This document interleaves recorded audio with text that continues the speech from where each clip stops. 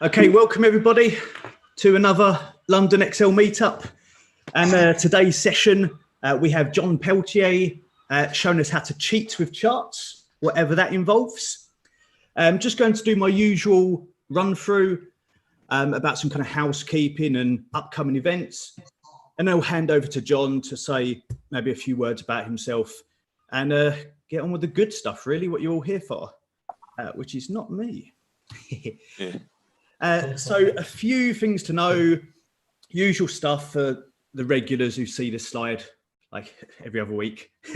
But for those who might be new to Zoom, there is a toolbar which is probably at the bottom of your screen, but you know, depending what device you're logged in as and stuff, if you're in via Zoom. There is a chat button on there, and please feel free to use it to post your questions, say hello to the other people in the community here, and yeah, enjoy yourself. Just note in that chat window that there is a little drop down which currently says everyone on my screen. Cool. And yeah, just make sure it does, unless you're targeting someone with a direct message. If somebody messages you, that automatically changes to their name, which I find quite frustrating. So just check that says the right thing before you message. In that chat box at the moment, there is a link for Jon's file, which he'll be using throughout the session. So if you want to and are able to follow along, please feel free to download that. And if you can't follow along, download it anyway, because then you can play around afterwards, see if you can recreate and do it for some homework. It's also in the chat box on YouTube. I'll throw it in there again in a moment in case it gets lost up the feed. On to some upcoming events. We've got a few events booked in 2 weeks' time. Tuesday, the 21st of July, we have Paul Kelly doing an introduction to Office scripts. And then on Thursday, the 30th of July, not at this meetup, at the Toronto meetup, you'll note we have a follow-on from Paul's session. So if you enjoyed the session here, you want to get the next installment, then jump across to the Toronto group on the 30th, 9 days later. Obviously check the time zones on there. And yeah, and see him again.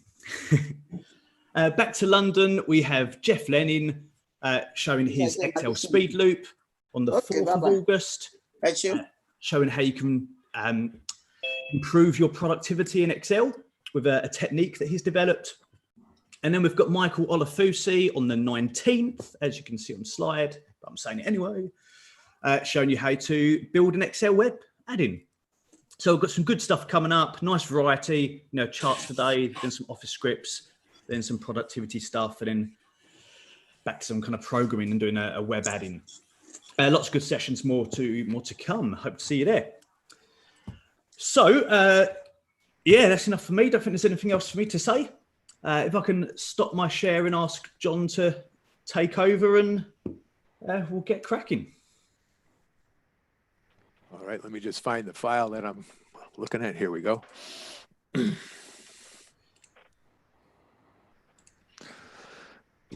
All right, I'd like to thank Alan for inviting me to speak at your meetup. I've done a number of meetups various places. This is the first one I've ever done remotely, so bear with me. But a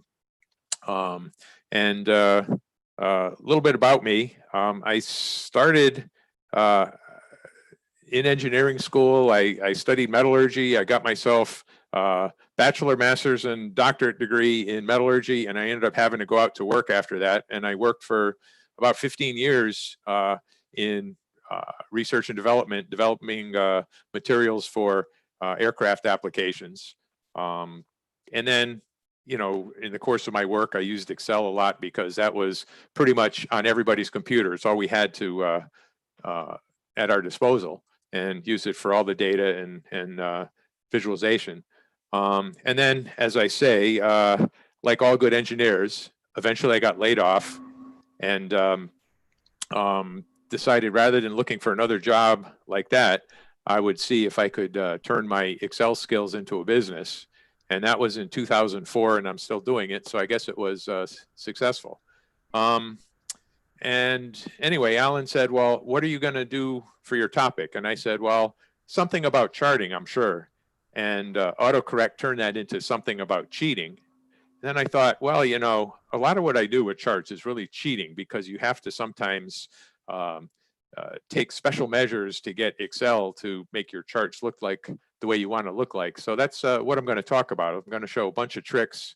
You may have seen some of them on my website, or if you've been to one of my sessions in the past, you may have seen one or two of these. And so, but I'm just going to dive in. In the workbook that they've posted the link to, most of the examples have two different worksheets, and one of them is just kind of the starting point, and that's what I'll use to show the protocol. And then the second sheet shows it worked out. In some cases, it's just the final appearance of the trick, as you will, and in some cases, there's actually a step-by-step protocol that you can follow. If you do have any questions about these things, you can type your question in the chat window, or maybe follow up with me by email. I answer far too many emails because I'm too nice, I guess. But so anyway, let's talk about cheating with charts. And some of this is going to be like best practices. Some of it is going to be tips and tricks, and some of it is going to be who knows what.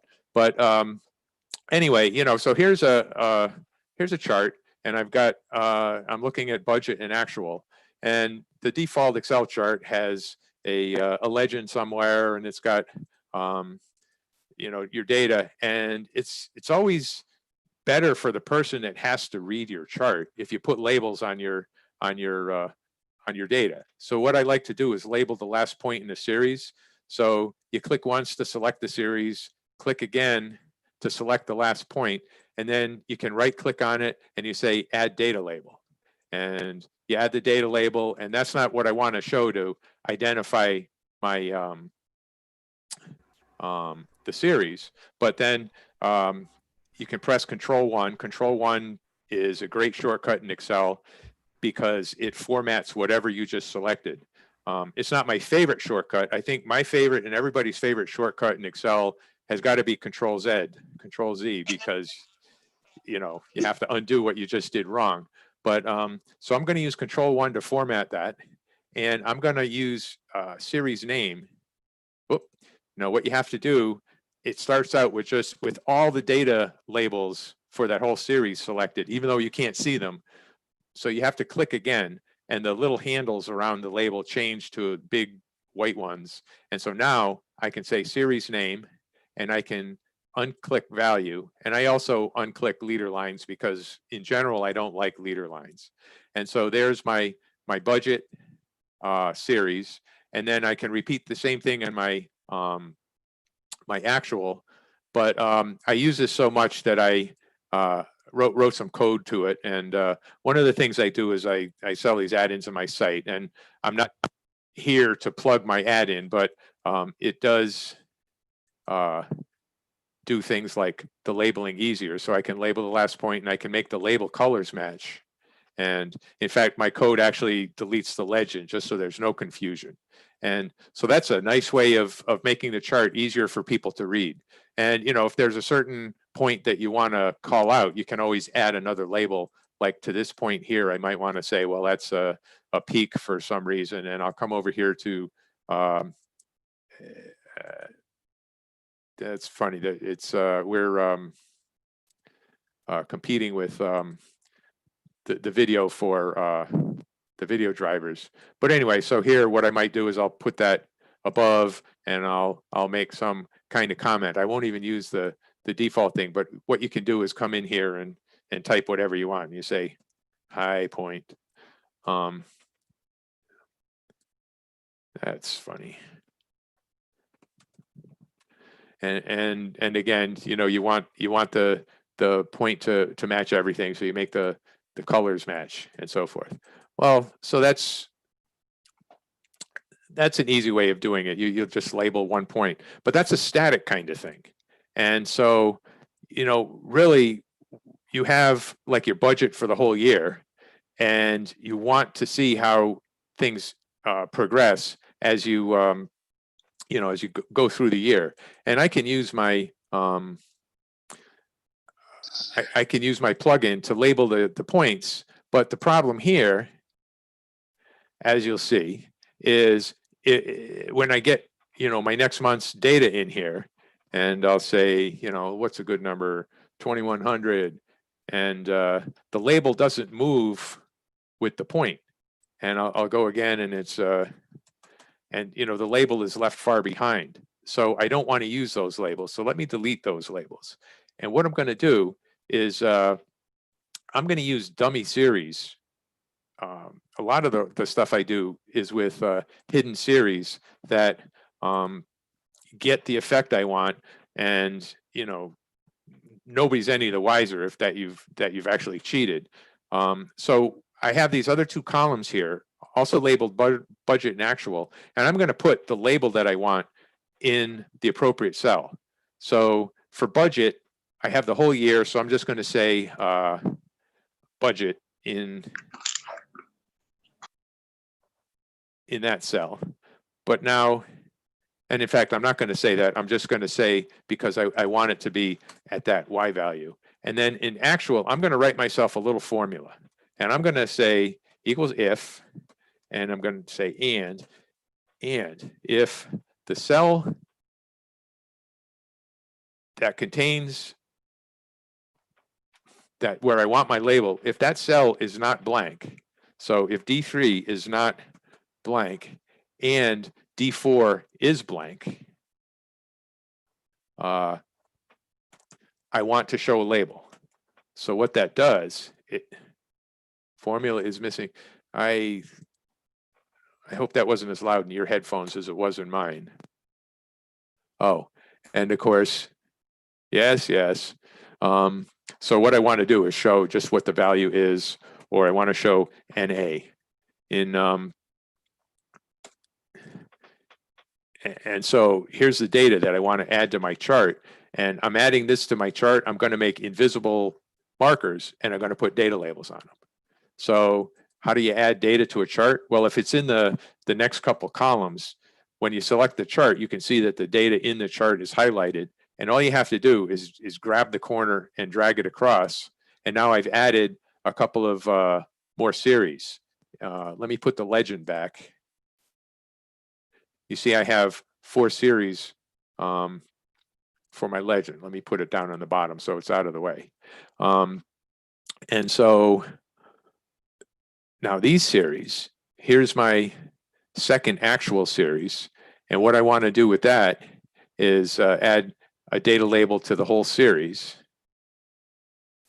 And so I'll put it to the right, and I'll do the same thing with my second budget.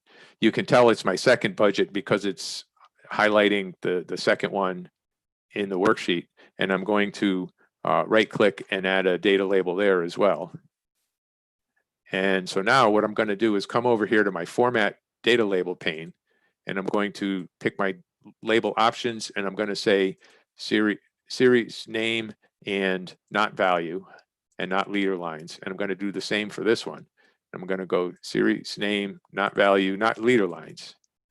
And then of course we can come back and apply the colors for the labels. That just makes it a little bit easier for people to see without having to think too hard.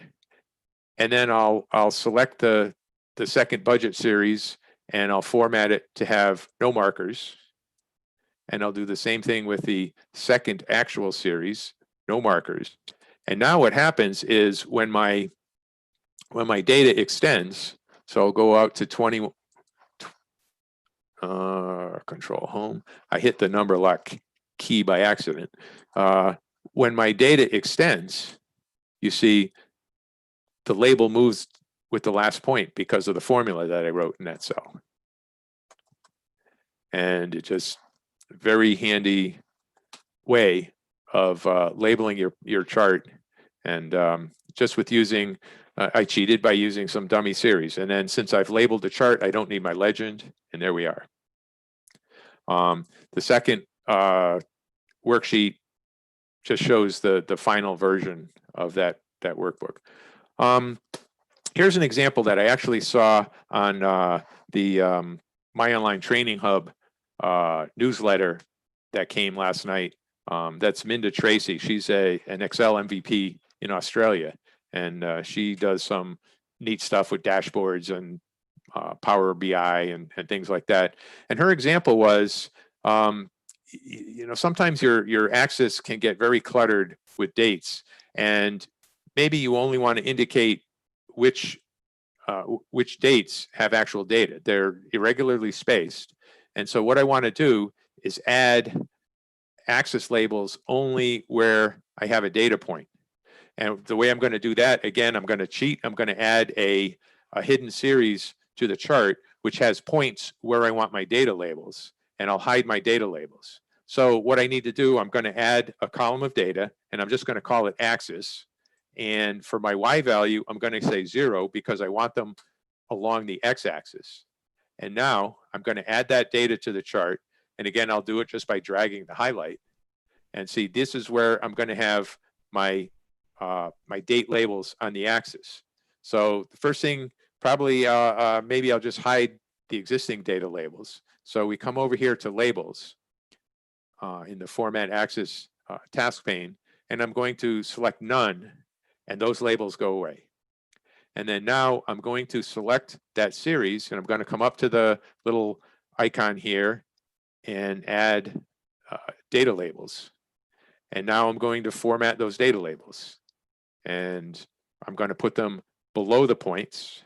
And I'm going to show the category, not the value. And of course, that's kind of cluttered down there. First thing I'm going to do, just so they show up better, I usually don't like inclining my my labels, but I'll do that here. I'm just going to show them rotated upwards.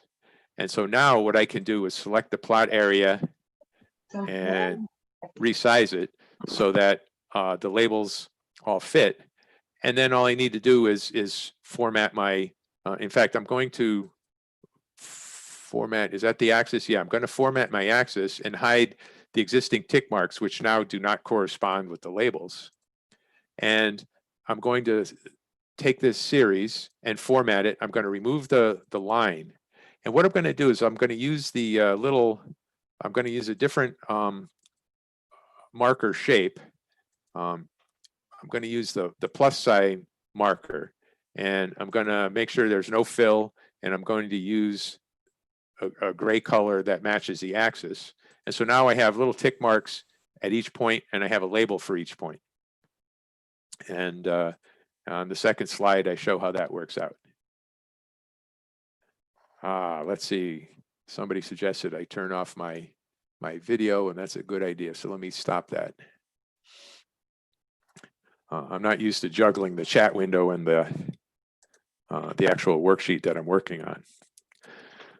Okay, so got another example here.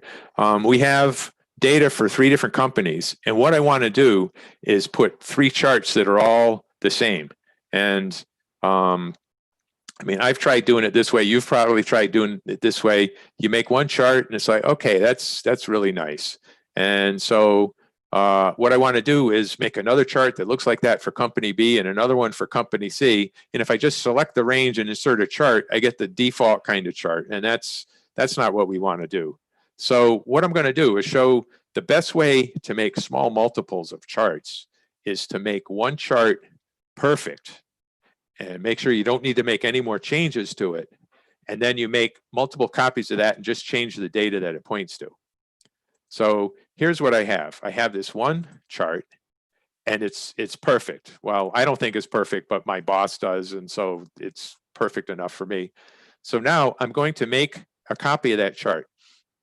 You could do copy paste, but I like to just grab it and drag it. So if I'm dragging this chart, Control Z because I didn't have the right thing pressed down. If I hold the Control key down, you see it's now making a copy of that chart, and it's going to put it wherever I drop it. And if in addition to holding the Control key down, I'll hold the Alt key down. What the Alt key does is it makes, when I move or resize or copy a chart, it makes it link to the cell boundaries. And that's a nice, easy way of making sure that everything lines up nice. And so now here's my charts. And I used another trick to get company A here. And it still says company A here. Well, what I did is I linked my chart title to a cell in the worksheet. And you see here, I'm still linked to the other cell. Well, what you do to make that work is you type an equals sign in the formula bar, and then you select the cell that you want your chart title to link to. So now it links to company B. And I'll do the same thing here, and I'll say equals company C. And that's a great way of getting the text you want into chart title. It also works with axis titles. It works with data labels. It even works if you put a text box or another shape on your chart. You can link to any cell you want that has the text you want. Okay, so that's what I did there. And now something that I was going to show you, I might not be able to because I think I might not have changed the setting of the chart of the worksheet, but we'll see. So now what I want to do is not use this data. I want to use this data for company B. So I'm just going to right click on here and go to select data. And so I'll select my data, and you see the new data is up here, and I'll say okay. And I'll do the same thing with this chart. And in fact, I won't do it for that chart yet. You see, what happens is I went to all this trouble to make, you know, the right color, the right amount of transparency so you can see the grid lines through the bars and everything else.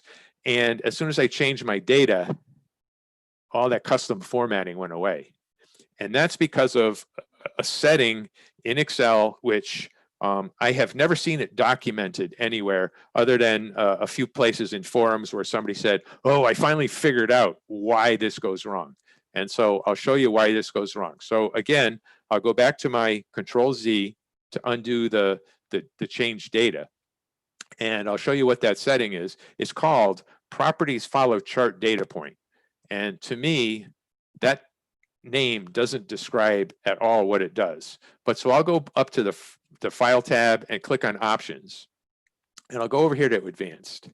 And I'll scroll about halfway down in Advanced. There's a section called Chart. And the last checkbox there, it says Properties Follow Chart Data Point for Current Workbook. And I'll uncheck that. So what that really means is, I think this is what it means. At least this is how it seems to work to me. When I did custom formatting for this chart, the custom formatting for those light blue transparent bars was only applied to the data in that range. And the blue lines with the blue markers was only applied to the data in that range. So when I applied data from another range, the properties followed the data point. So the properties only followed this, and they didn't pick up the new data. But now that I've unchecked that property, and actually there's another checkbox, a couple boxes higher than that, that says turn it off for all workbooks. And I'm a little afraid to turn it off for all workbooks because, you know, it's the whole fear of missing out. I'm afraid that, you know, I'll do that and then I'll break something else. But while I'm working on a workbook, I uncheck it for the existing workbook. So now company B, I'm going to come up to, and that's also on the chart design tab. You can select your data here, and I'll select the data that I want. And I've also built it into one of my plugins here. I can select my chart and then a thing called select data, and it says what data do you want, and I'll just select it that way. And so now here I have company A, company B, and company C, and they're all the formatting is nice, and it's perfect. It's almost ready to go. There's only one other thing that would make these charts work better together. You see, the scale is 0 to 1600, the scale here is only 0 to 1400. And here it goes, doesn't even start at 0. And for a bar chart, that has to start at 0. So I want to make my my small multiple charts all have the same scale. And so now here's where another bit of cheating happens. And I'm going to sneak ahead to my next worksheet. So here are my 3 charts that I made perfect on the previous worksheet. And what I want to do is, I mean, I could manually go and change the axis scale on the format axis dialog. But the problem with doing that is if something happens and the data changes, those changes I made to the axis scale are locked in, and I would have to go back and reformat every chart. And I don't want to do that. I like Excel's auto scaling capability well enough for this kind of thing. So I want every chart to base its axis scale on all the same data. So what I need is I need to know what the minimum and the maximum of my chart axis scale should be based on. So for minimum, I'm not going to do anything fancy. I just want my minimum to be 0. So I'm going to type 0 in this little range over here that says minimum. Dummy, because I'm going to make a dummy series out of this. And then for maximum, I'm going to say equals max. And I'm going to, pardon my bad typing again, I'm going to select each of the ranges that have data. And I'm just typing a question mark, a comma after each one. In some locales, you have to use a semicolon. And then this is going to be the maximum of all the data. And so now if each chart has this data in it, the axis scale will be based on minimum data of 0 and maximum of this 1425. So what I'm going to do is add this data to each of these charts. It's not right next to the data that's already in the chart, so I can't just like drag my little highlights around to add data. So what I need to do, I could go up to my select data and add a series, but I hate going into this dialog if I don't need to. So what I usually do is copy the data I want, and you see that it's in a column, and the min and max are the category labels in the first column, and dummy is the series name in the first row. So I've copied that data, and I'm going to use paste special, and that's paste special here on the home tab. And I'm going to add a new series in columns. Very often Excel guesses right what the settings are, and these are almost always the settings I use. So I'm going to add that as a new series. And you see, here's my new series that Excel added. And I'm going to come over here and I'm going to do the same thing. Now there's another shortcut for this, and it's Alt-ES. And that pops up the same little dialog, and it has the same settings. So I'm just going to say OK. And then I'm going to do the same thing here, Alt-ES. And now you look at that axis scale. They all begin at 0, and they all go up to 1600. So now all I need to do is select that series, Control-1, come over here to the paint can, and format it with no line and no markers. And do the same thing here, paint can, no line, no marker. And then over here again, no line, no marker. And so with a small little cheat, I made sure that all those axes have the same scale. And of course, the other thing you need to do is we have target and actual and dummy in the legend. I can get rid of that in the legend easily enough. One click to select the legend, one click to select the legend entry I don't want, and then the delete key goes away. And now nobody knows that I cheated.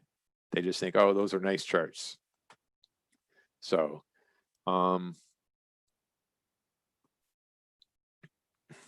yeah, somebody pointed out, and I think there's even something on user voice. Wouldn't it be nice if you could format your axis and actually link that value to a cell? That would really be nice. And we've been asking them for that kind of capability for probably as long as I've been an MVP, which is almost 20 years. Okay, so, and then here's it worked out in case you have to deconstruct it later. Conditional formatting. You see, I've done some conditional formatting in this range over here. I've highlighted the low and the high series, the low and the high points in my range of data. And of course, you know, anybody can do that. It's just going up to conditional formatting. And okay, what I'd like to do is conditionally format the data in this chart, but there's no built-in way of doing that. It's not a capability that exists in Excel charts. So what I have to do is cheat. So I'm going to cheat. I'm going to add more series to this chart. So first I'm going to add a series for minimum, and I'm going to say equals if that cell equals minimum of that whole range. And let's do the $ thing here with the F4 key. If it equals the minimum, I want to show that cell. Otherwise, I want to show, I'll just show 2 quotes for blank, which won't work in other chart types, but for a bar chart, that's fine. And I'm going to do the same thing here, but with max. So equals, and I'm just going to save myself some typing. I'm going to copy that. I'm going to select my range. I'm going to paste that here, change it to max. Control Enter. And so you see my minimum and my maximum are showing up in my range. So what I need to do is add those columns of data to my chart, and I'll just do it by dragging this over. And you see I have my baseline data is gray. I want to select the next series in the chart, which is min. If you hold the control key, you can use your up, down, left, right arrow keys to select other things in the chart. So I'm going to do control up to select my minimum. And that's already in the orange color, which I'm going to use for minimum. And then I'll do control up again to find the maximum, which you see Excel used the default color for the third series, which is gray. And so I'm going to come up here to chart format, and I'm going to fill that series with the blue color. And so now I'm showing my min and max. And it's very easy. Really what it is just a clustered column chart that I have used a 100% overlap. You know, the default overlap is, well, let's say it's 0. You see the blue one goes with this gray one, the orange one goes with that gray one. But if I do 100% overlap, you don't see the gray one behind. And it's very easy. And that worked out well enough. Now, what's nice is the way I did my formula, if I have another low value here, 30, they both will show up because in both cases, that value equals the minimum in the whole range. And if some other higher, you know, if I come back and say, oh, well, I forgot to count a couple of sales that month and it's really 45, you see, that's funny. Oh yeah, you know what? Because it's not supposed to work that way. It's supposed to, I'm supposed to change the value here, 45. Yeah, there you go. Like I said, Control Z is by far the most useful shortcut in Excel. And here it is worked out for you. What if I want to identify my high and low points in a line chart?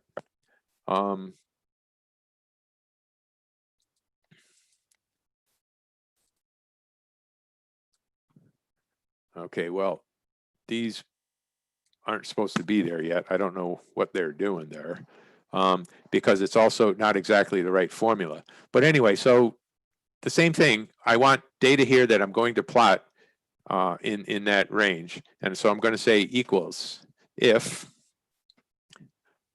that equals min of the whole column, F4 key. I want to show the minimum, or I want to show the value. Otherwise, I want to show NA.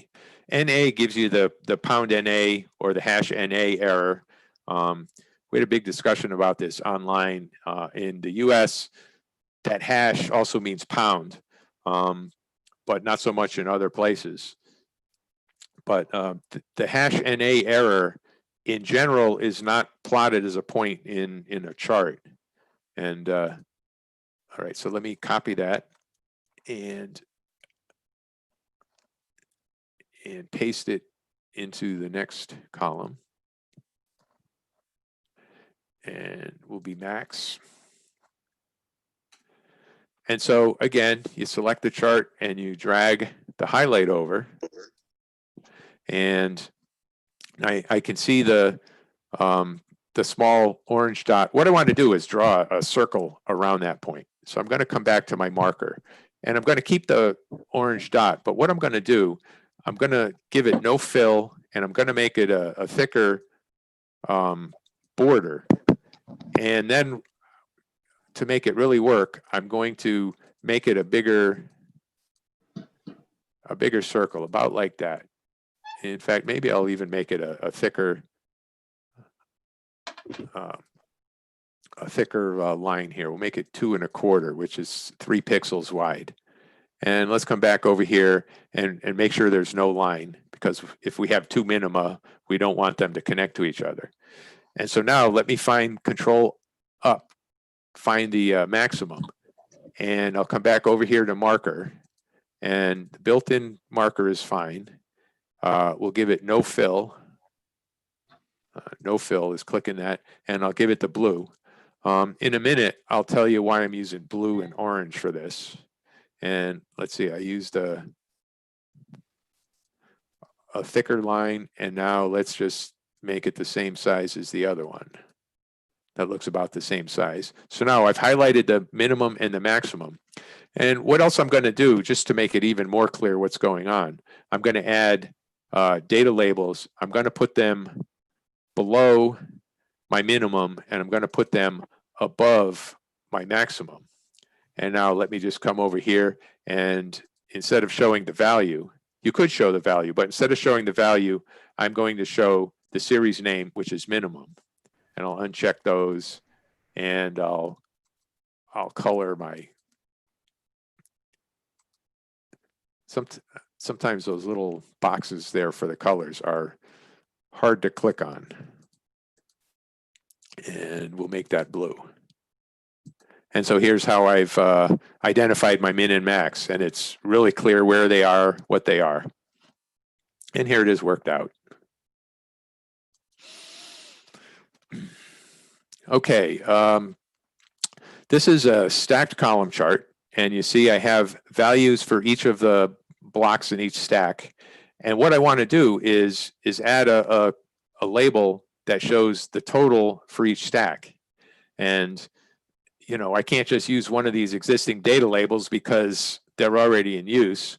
How do I do that? Well, it's actually not so hard to do it. You see, I already have my totals calculated in the worksheet. So what I'm going to do is drag my highlight over to add a total column to the chart. Well, now I get another big tall block on top of the existing blocks. And so now my scale goes out of whack, and you know, you can change the alignment or the position of the labels. You know, I can put it inside the base, so now it's on top of the other ones. But then, you know, if I hide the boxes, I still have the problem with the axis. So I'm not going to use a stacked column on top of that. I'm going to change my chart type. So I select the chart series, and I right click, and it says change series chart type. And I'll pop this open, and I'll come over here, and I'll find that one series, and I'll change it to a line chart instead. And I'll say okay. And so there's my line chart with the data labels. The data labels are in the default position, which is to the right of the point, not above the point. So I just have to change it to above. And then I select my series, and I format it to hide it by making it no line. And there's my stacked totals right on top of the chart. Again, all I did was cheated by adding one series to my chart. And here it is worked out for you. Here's another example. What I want to do is not show totals, but I want to show a band here, which is my target. I want my band to go from 0.15 up to 0.55. And so, well, I have a hidden column here, and I'm going to unhide. And does someone have a question? I heard something. So what I've done here, I've added one called span, which is the difference between minimum and maximum, because that's the one that I want to chart. I want to chart a bar between the minimum and maximum. So here's my actual data, which is here, and I want to plot min and span on top of that. So I'll drag over to add those.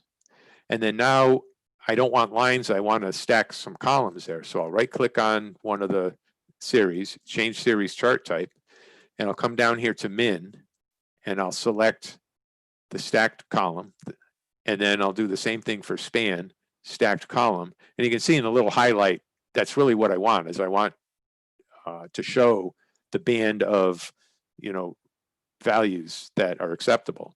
So I'll say okay, and now it's just a matter of formatting. So I want the band to be continuous across the whole chart. So the first thing I do is on the format data series, I change my gap width from 150 to 0. And that just means the gap in between the points that you see. So there's my continuous band.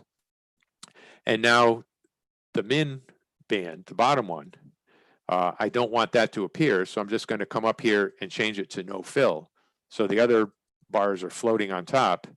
And it's usually a little nicer. What I like to do, first of all, you don't need such a bold color.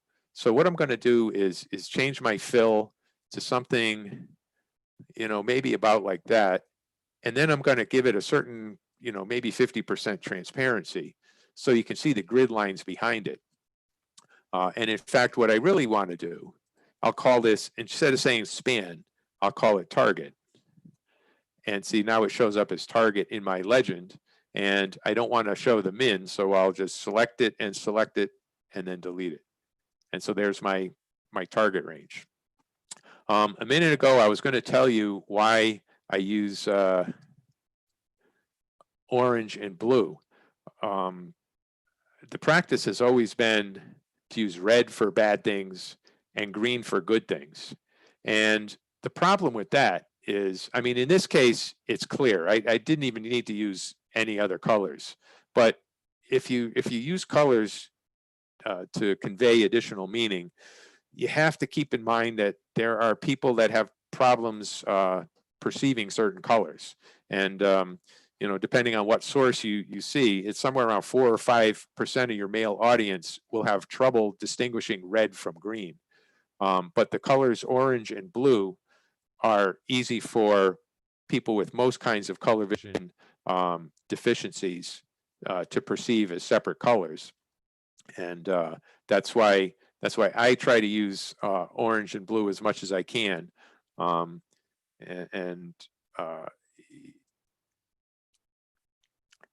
Just to help my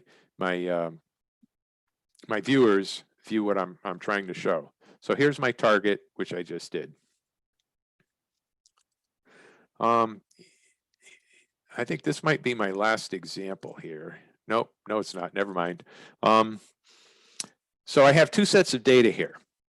One of them is one data point a week, and one of them is 2 data points a month.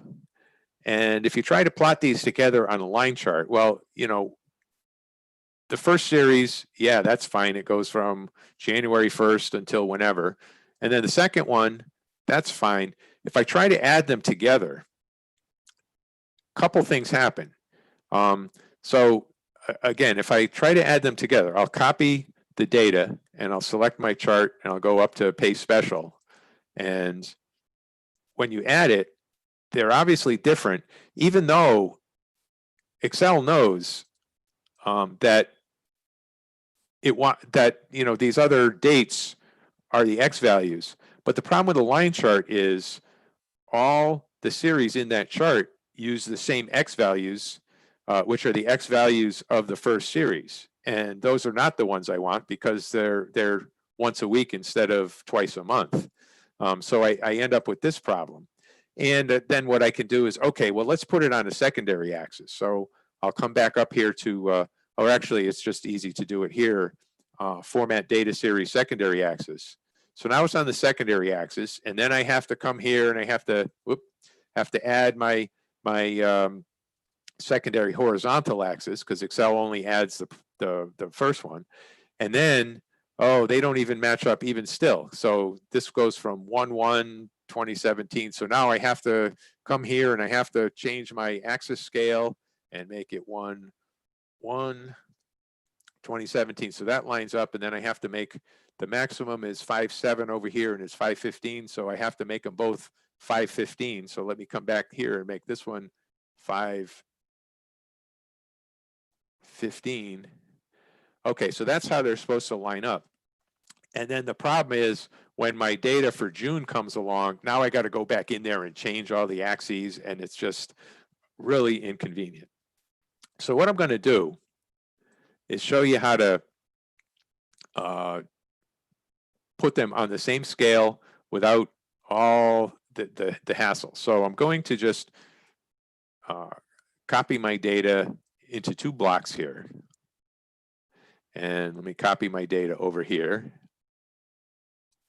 And what I'm going to do is I'm going to drag this data down lower, and I'm going to put my dates in the same column as my other dates. And I don't need that. And then what I'm going to do, let's just delete what's in the way here.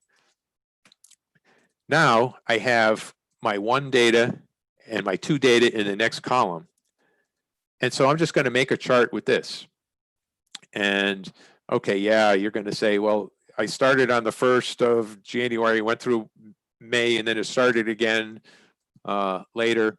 None of that matters. I'm just going to add my line chart here. And you see now I have all the points I want. They're not all connected by lines. And I'll show part of the reason for that in a minute. But that's easy to fix. Hang on a second. I have a notification that I have a meeting today. How do I turn it off on my phone? Never mind. So I need to go into my select data dialog for the chart. And there's this button here for hidden and empty cells. And these cells in my data are empty cells. What I need to do is show them by connecting the data points with a line. And I'll say okay, and I'll say okay again. And see, now I'm perfectly connected, and here's my data that, 2 sets of data with different dates on the same chart. Now, the reason it works that way, when you have a line chart in Excel, I'm just going to paste the data over here again. A line chart in Excel, when I make the chart, I'm going to just insert the chart again. And you see that the points are not connected. When you make a line chart in Excel, what Excel does is it sorts the data internally before it plots it. So if I come over here and sort, I'm going to sort oldest to newest. And see, now you can see that there's places where there's a gap in the blue data, and there's big places where there's a gap in the orange data. And so when I make my chart, those gaps appear in the chart exactly where they appear in the data. And so that's why this, you don't need to sort the data though. It's a nice trick with a line chart that's showing dates. Okay. Here's another trick. You have data, and I have years here, 2016, 2017, and so forth, and 4 quarters for each year. And I want to make a chart. And now if I set up my data properly, I get, let me insert a line chart. And look at that nice axis. I have 2016, 2017, 2018 with my quarters all nicely arranged in there. And by default, Excel puts a little line in between each year. And what makes that work is if I select my range, and I'm going to highlight the blank cells in the range. So Control G to find, Alt S for special, and blanks.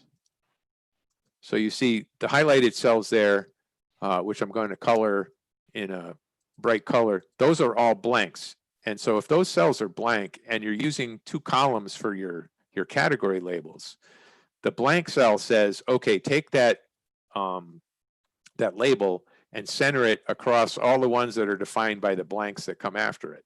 And there's your nice little axis.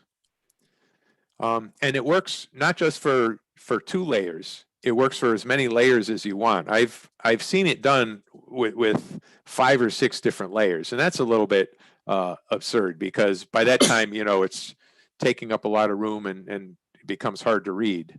But even with just 3 layers, where I'm showing year and quarter and month, that's a pretty nice way of displaying the data. You know, it shows you the hierarchy very nicely. This works with pivot tables too, which is nice, pivot charts. Now, I think this is my last trick. If I take that same chart from up here, I might want to put, I might want to show vertical lines in between the years, right? And so I come over here to grid lines, and I already have the major horizontal ones showing. I might want to show my major vertical ones. And what Excel does is it gives me one in between the quarters. And, you know, to my way of thinking, the major ones are really the ones in between the years. And I show that here. This is what Excel gives you for your major vertical grid lines. And I would really like them over here where the years are, not just in between quarters. And I can work around it because I'm good at cheating with charts, and I'll show you how to do that. But it would be nice if it automatically worked that way. That's the one thing about Excel is it doesn't always do what you want out of the box, but it's designed in such a flexible way that you can always fake it out. So anyway, I want to make custom grid lines. And so I've made myself a little dummy data region over here. And I have numbers starting at 0.5. 0.5 corresponds to this point right here. Each category, if it's not a numerical category, each category has a number, 1, 2, 3. And really where I want my line to go is half a thing less than 1. So I want it at a half. And then I want one at 4.5 and 8.5, 12.5, 16.5, and then 18.5 because I only have 2 quarters showing here. So what I want to do is add this data to my chart. And so I'll select my chart and I'll go ES, Alt ES for paste special, and columns, series names, categories. It got those right, which it usually does, as I mentioned before. So now here's the data that I'm going to add. It doesn't line up where I'd like it to yet, because it's using the same X values as this other series. So what I need to do is I'm going to right click on the data, and I'm going to go to change series chart type, and I'm going to change it to an XY chart. And it first comes out, I'll do it on the primary axis, not the secondary axis, so that the points go where I want them to. This is why I use the 0.5, 4.5, and so forth. So the points would line up right exactly where I want. Now, how do I get the lines? That's easy enough. I'm going to right click on the series, and actually, no, I'm not going to right click because there's no right click menu for that. I'm going to click on the little plus icon and I'm going to add error bars. And I'm going to come over here and click more options. So to show the error bars, what I'm going to do is just, well, we'll leave them like that. I have horizontal error bars, which I don't want to use. And what they do is they have skewed my axis because now the axis has to accommodate lines going to either side of the plotted data. So I'm going to select the horizontal error bars. You can do it by clicking on them. If it's hard to find them, if you right click anywhere in the chart, you get a little drop down that shows you all the different stuff in the chart. So there's a series called amount, which I started with. There's a series called grid, which I added. And then there's the Y and the X error bars for grid. So I can select it just by selecting from that drop down, and I'll delete. Actually, what you have to do is get rid of the drop down and then delete. So now I have vertical ones. You can't see them because by default, Excel makes them 1 unit tall and my vertical axis scale is in the thousands. So we can't see it. But I can right click on them, or you can also on the format tab next to chart design, there's the first drop down and that'll show me, yeah, there's still Y error bars. And I click on it and you can see something is selected even though you can't tell what it is.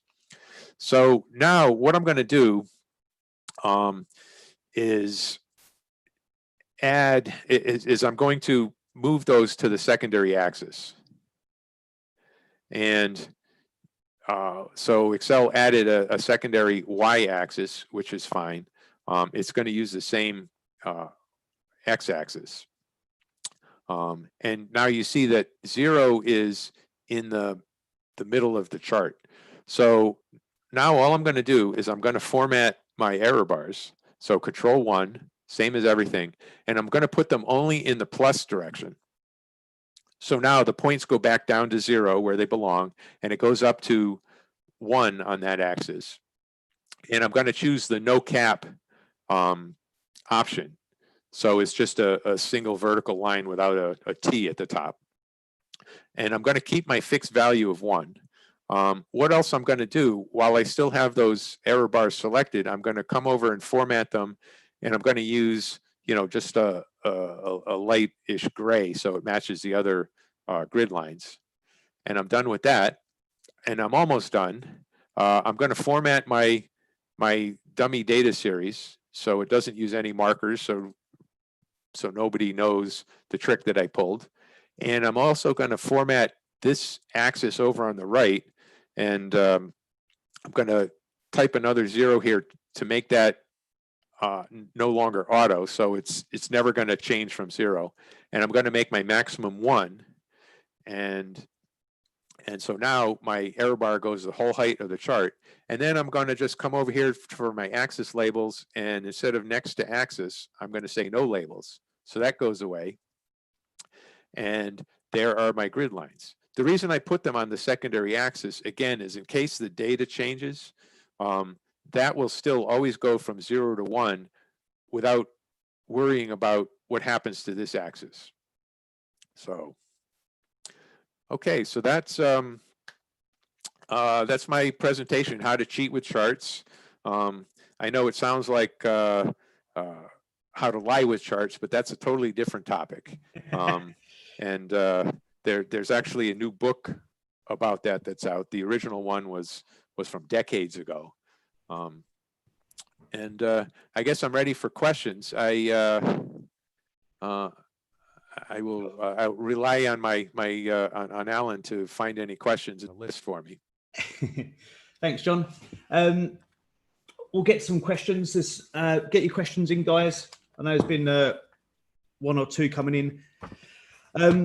Thanks for all the tips, John. Lots of good stuff there. You've even been referenced as Picasso. Yeah, I saw that there. By a proven friend. I blush, but yes. I've been working with Excel charts for so long that I just always know how I can fake it out, how I can tweak it. I especially like the pay special to get the maximum value earlier on. Oh yes, Then so that the last one. all the axes are the same. Yeah, that's an important thing with charts too. Is you can show small multiples, and if they don't have a consistent scale, they're not helping you. Yeah. Oh, cool. Carlos, you're welcome to unmute yourself. Did you have a question? Hold on, let me unmute you. Oh, okay. You got it? I can Oh, ask away, my yeah. friend. So I typed the question, Mark. Yeah, I mistyped the question. So my question real quick, John, is being as an Excel MVP, maybe, and you're sort of a insider, you guys know the new stuff coming soon. Are there new charting capabilities or features coming in the future? Well, what I can tell you is some time ago, Microsoft decided that the charting engine, the module of Excel that does the charts, needed to be upgraded so that they can more easily introduce new chart types that do a whole combination of neat things. And in fact, we can see some of it if you're on Office 365. Let me go to the insert area. There are some new charts in here that don't exist in previous version. I think the maps came out in 2016 because I seem to remember using it before I had Office 365. And actually, I shouldn't call it Office 365 either. Microsoft likes renaming stuff every so often. So this is really Microsoft 365. And you know what? I think I'll turn the video off while I do this. But there are maps, and that's an example I give in other cases. Like if you have geographic data, if I have data for each of the states of the United States, or if I have for all the countries in Europe or something, I can make a color-coded map to display the values on a map, which is a neat thing to do. There are other new charts in Excel. There are things like the tree map or the sunburst. I mean, the sunburst looks like a donut chart, but it's fancier. It uses other data and so forth. In fact, you can see if I wasn't intending to do this, but so my sunburst chart, it actually shows the data values are relatively the same. So you can see that, I'm having trouble reading the labels because they're so small. That's one thing they didn't tell me would happen when I got older, but it's happening. Yeah, so this is a different way of visualizing, and of course it looks like it has sorted the data, which isn't sorted which is sorted differently in my data range. But sunburst or tree maps is another way of visualizing that kind of data. So it's color coded by year, but also you can see the individual parts that go into it. These two charts are some of the newer charts. There's also funnel charts, which I hate for various reasons. Waterfall charts are great charts. The implementation in Excel here is a little bit funny. So they came out with this new engine for making charts, but it's like they haven't finished with it yet. So even if you make a chart, you make a waterfall chart, and you can do some formatting, but there's some formatting that you can't do. There's some stuff that you can do with the regular charts that you can't do with some of the new charts yet because they haven't finished it yet. I think once they finish that, you'll see a whole bunch of new stuff. I mean, there's other new things. There's, let's see if I can find them. Histograms, Pareto charts, box and whisker plots. Those are new charts with the new charting engine. And like all of the exciting new features in Excel lately, you have to be a subscriber to Microsoft 365 in order to make use of them. But things like you said about somebody commented, why can't we just link our axis scale dialogue, these items here? Why can't we just link those to cells in a worksheet? And that would be awesome if they did that. And we've been talking about it for some time, and I know they're interested in doing it, but there's just so much going on with Excel these days, and there's only so many engineering hours that they can actually apply to Excel, because lately they've been making so many improvements to Zoom so that people can do teleconferencing and so forth. So when these things come out, we'll see them, and we'll blog about them. But that's about it. So any other questions? We've got a question from Abdullah. I don't know if you can see that. It's about any suggestions for building up like some presets, some templates. So you're ready to rock. Well, you know that you can make a chart and save it as a template. I've actually found some issues with that. It works great if the charts aren't too complicated. It's just some simple formatting. You right click on it and it's save as template, and you get a dialog, which you can do it and save it here. In fact, you can see that these are the ones that I've made for some of the recent sessions that I've run, and they work really well if all it is like some custom formatting. But if you have mixtures of just different chart types, you can't always count on Excel applying the chart type to the series that you expected that it would. For making templates, yeah, I don't do a lot with templates because once I learned to use VBA, it just always seemed to me to be more flexible. Like templates, you have to worry, how will that work if your chart data source is more columns or more rows or different size or things like that. And with VBA, I mean, it's more work to build the code, but you can also make it more flexible.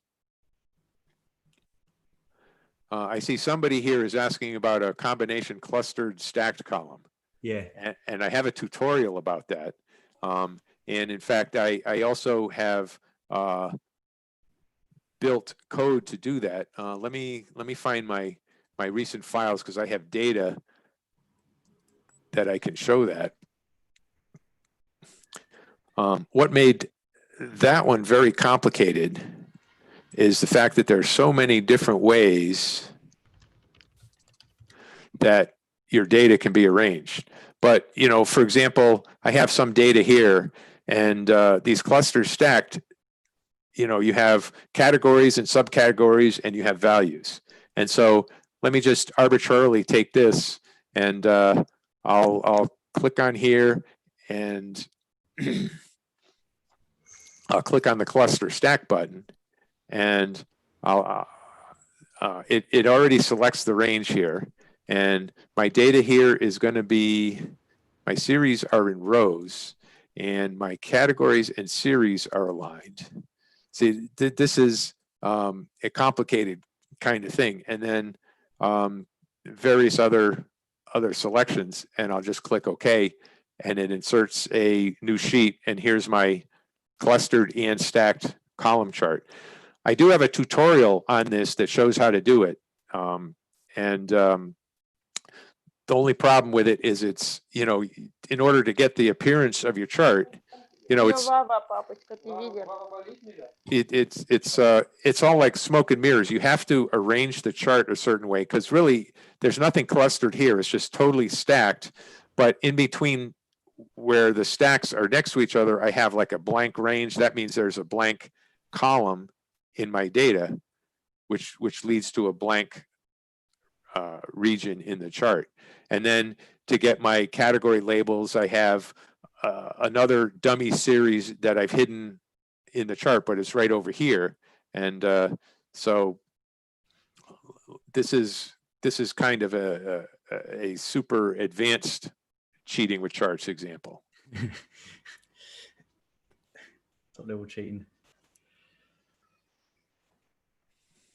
Carlos, you all right? Oh, yes. Hi, John. Carlos again. So, Hi, Carlos. yeah, just wanted to ask, is there any specific reason you still haven't hopped on into the Power BI trend?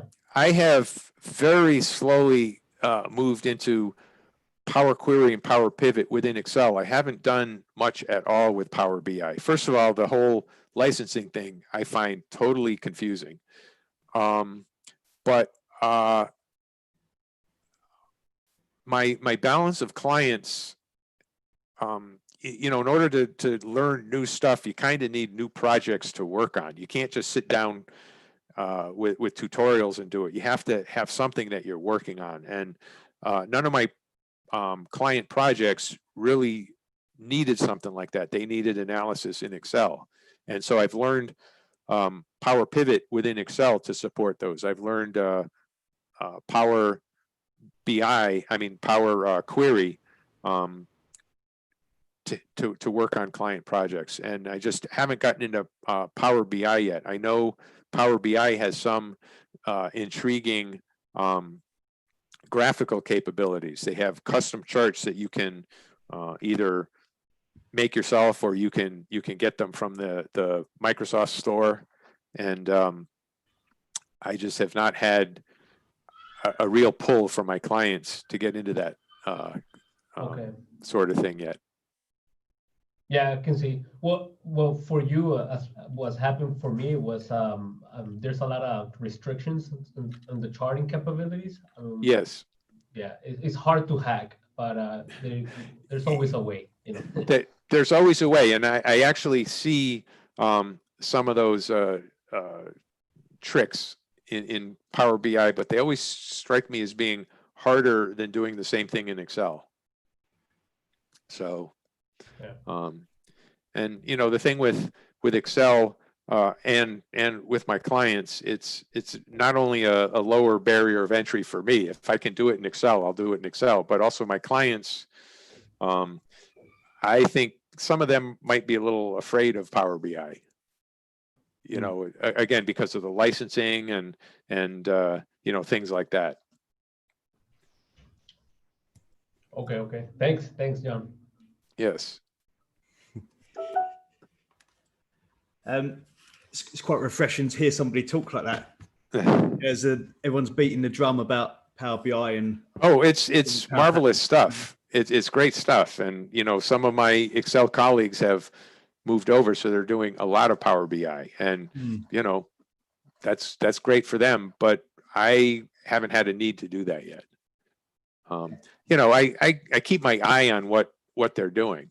Eventually, I'll have to learn it probably, but that's. Turning you to the dark side. Yes, the dark side, the really dark side. Well, the dark side, I've also tried doing some things in Google Sheets. Ooh. And the charting capabilities in Google Sheets are really kind of rudimentary. Okay. So I get that far and I say, oh, forget it. Where's Excel? So Excel is the king, like cash. Cash is king. Yes, there you go.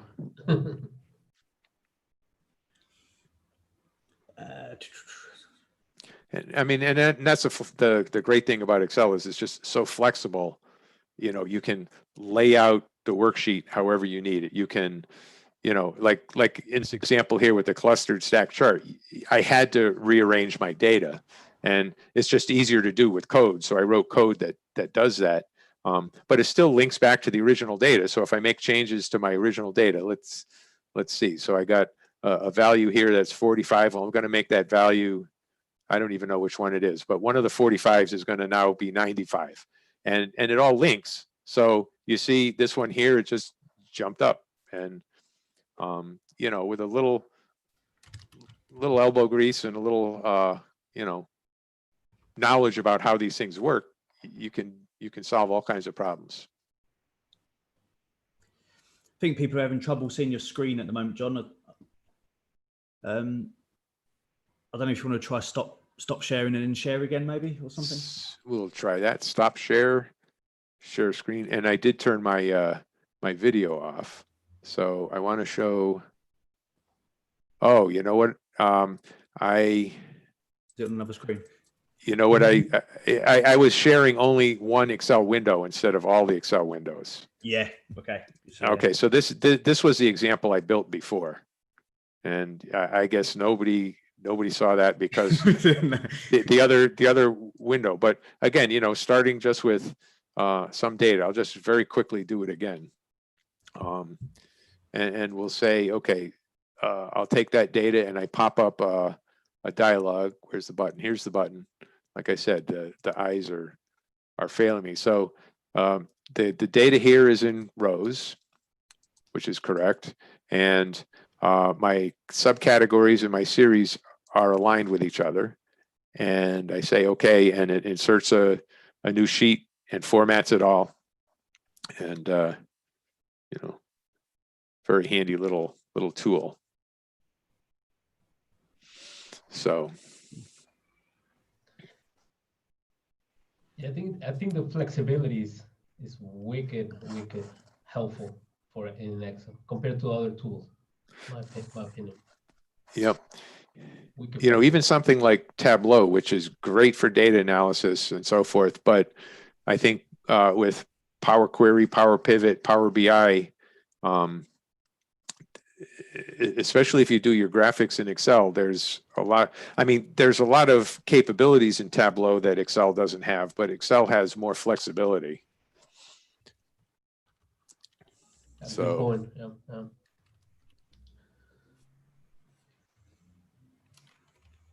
All right. Sorry, send the message. Any other questions, guys? Sorry if I've missed anything. Just last one. Sorry, Alan. But, No, you're not. John, what's your take or your opinion about bringing the good stuff from R and Python into Excel? Like, I don't think there's I don't think they're working right now together, but I think, you know, I hope in the future they do. I know they're working on bringing Python into Excel. There are third-party add-ins that from Excel let you access Python libraries to do things. I have not had a chance to use any of them. I don't know very much at all about Python. It's probably one of those things that eventually I might have the occasion to need. And when that happens, I'll try. I can't really speak to what they're doing in it because I don't know that much about it. Okay. Thanks, John. Cheers, Carlos. Thanks, Alan. No worries, buddy. Any other questions, team? Apologies if I missed one. The chat thread is awash with people saying thank you and chatting about things. Yes. Which is good, but I missed some questions. Yes. Well, I appreciate Alan, you inviting me to address the group here. Somebody asked how they can contact me, and on the front page of my Cheating with Charts worksheet that you could have downloaded, I have my email address and also my website address, so you can reach me there. As I said at the start, I entertain all kinds of questions, and in fact, if you said, "Oh, I saw you at Alan's meetup," I might be more likely to even answer it, you know, even quicker than any old email. Excellent. Put it in the subject. Yeah, right in the subject. Hey, saw you at Alan's meetup. How do I do this? I wonder if there's a cheat to put color in subject font. Right, lots more thank yous, Net, coming in. Loads of fascinating stuff. Any questions, guys? Hope you're seeing the chat, John, or your applause. Yeah, I see it, and it's all mostly a lot of thanks, and I'm glad people are saying that. So I think there was a question from Anne If you have a set of irregular data, for example, done every 2 or 3 days and want to add a trend line, any suggestions? Could you repeat the question? I didn't quite get it. If you have a set of irregular data. Irregularly spaced data, or data with a lot of variation? Yeah, I'll just yeah, just it would be, for example, if you had like a list of, let's say, dates and measurements taken, let's say on a Monday and a Wednesday and a Thursday on different weeks, and you wanted to, let's say, maybe make a line chart of that and then add a trend line to it. Like, what would be the good strategy for that? Yeah, what I mean, if you just want a linear trend line, that's just a trend line that's built into Excel. Like, I'll even, let me just insert a dummy sheet here. And so you said like Monday, Wednesday, Thursday. So what was Monday? Monday was the 9, yeah, just kind of like 6. Irregular, like so, that wouldn't be done every day. You know what I mean? Every done might be done, like say on a Monday and then a Wednesday or a Saturday. So it's not done. There's not much of a pattern to it. You know what I mean? Yeah. So something like I'm just this plus 7. So here's some dates like that, and I'm just going to do dummy data. And so if I go and chart that, let's see, insert line chart, and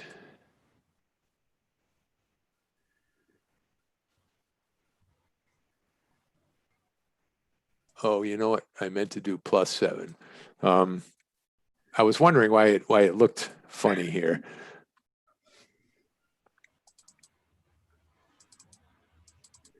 All right, so here's, and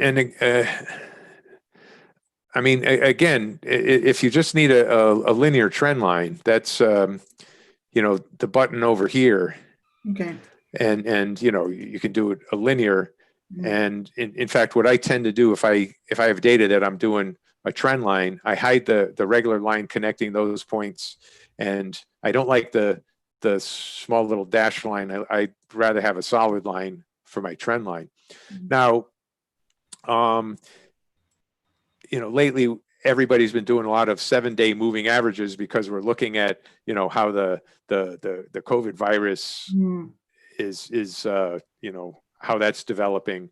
And you know, there's a trend line type, which is moving average, and you know, and actually in this case, since I only have 3 a week, it would be with 3 periods would be my weekly moving average. But when it's something like this and I have irregular data, very often what I will do is I would write myself a formula in the next column. Like for example, I've been tracking my weights ever since my wife and I got a new scale back in 2006. And you know, I like to do a weekly moving average, but you know, there's sometimes where, you know, I don't remember to weigh myself every day, and I don't want it to be like a 9 or 10 day moving average. I just want to count the average within a week of that day. So you know, I'll have something like equals if let's see, if so I let me just think, if the date of you're making me think on my feet here, which is the problem. But if no pressure. if that date is all right, I know what I want. So I want an and in here, and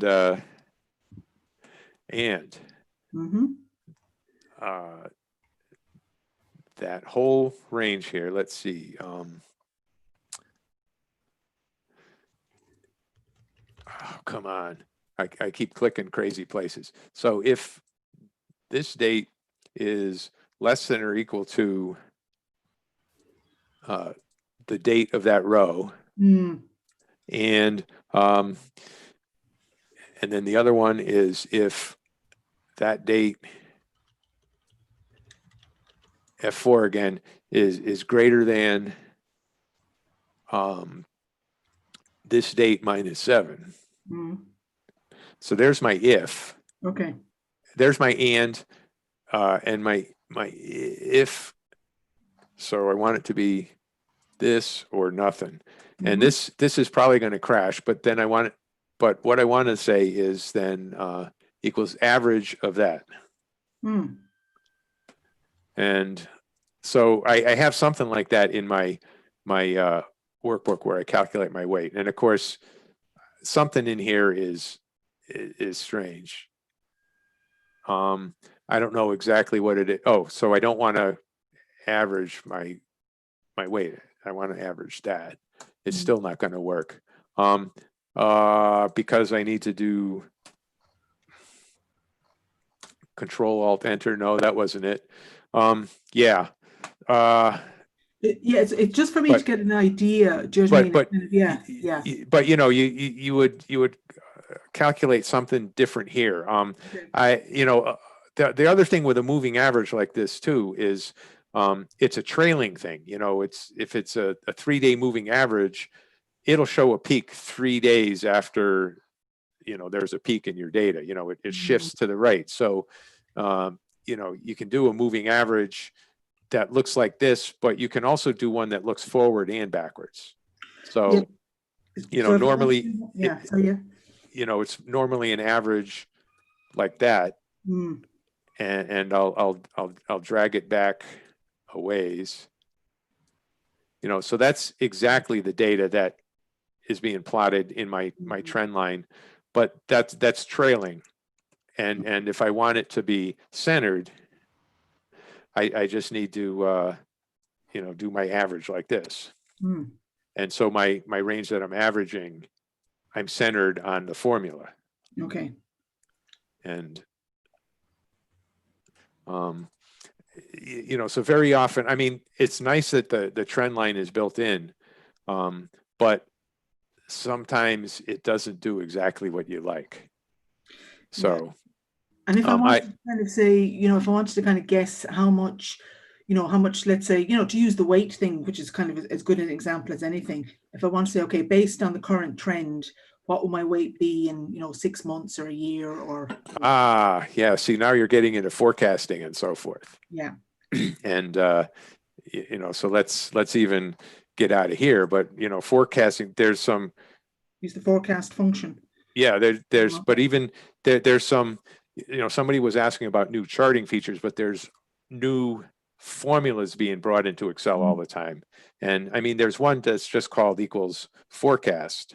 And I spelt it wrong, but see, forecast, that's, this one here, but that's an old formula. And in fact, there's a little triangle here that says that's been deprecated, but they keep it there for compatibility with old versions of Excel. But,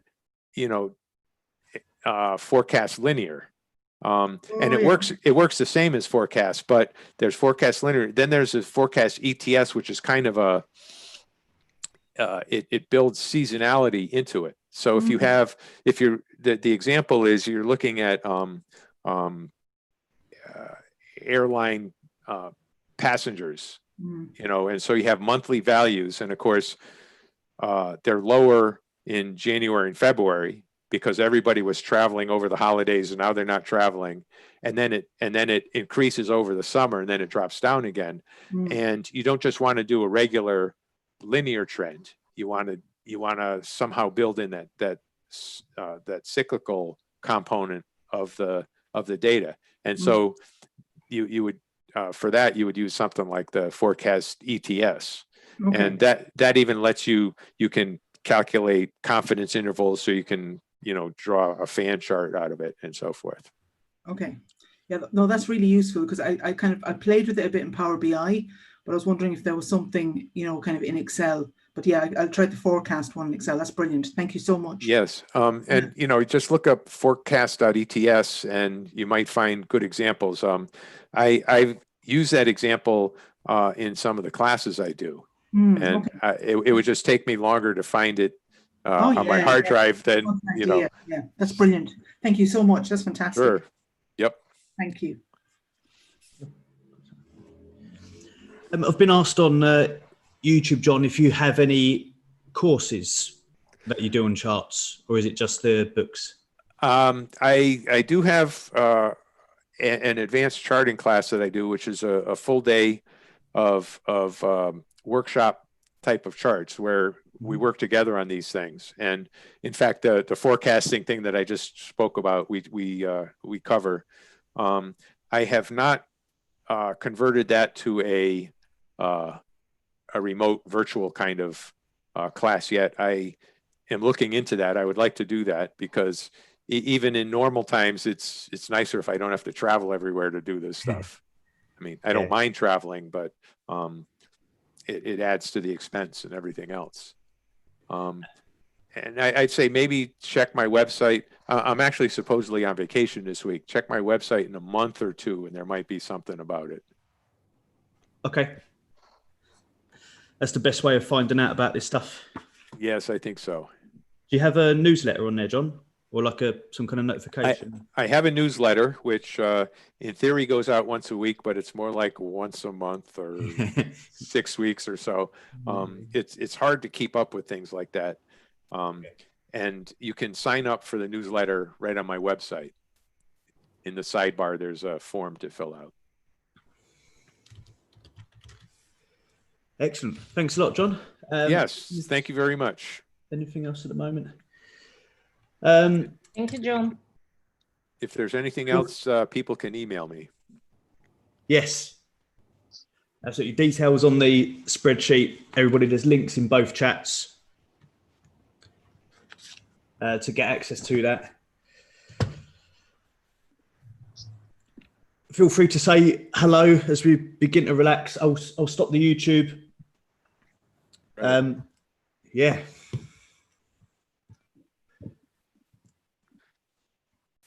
I like your tips, John, as always. Thank you, Tony. Yeah. It's funny. I try to shy away from calling it just tips and tricks because